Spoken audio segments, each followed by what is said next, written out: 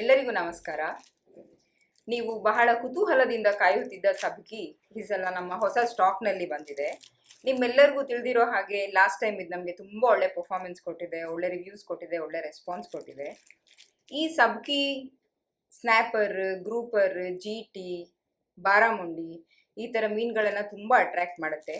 ಈ ಸಲ ನಮಗೆ ಸಬ್ಕಿ 6 ಬೇರೆ ಬೇರೆ ಸೈಜ್ನಲ್ಲಿ ಬಂದಿದೆ. ಅದರಲ್ಲಿ ನಂಬರ್ 10, number 11,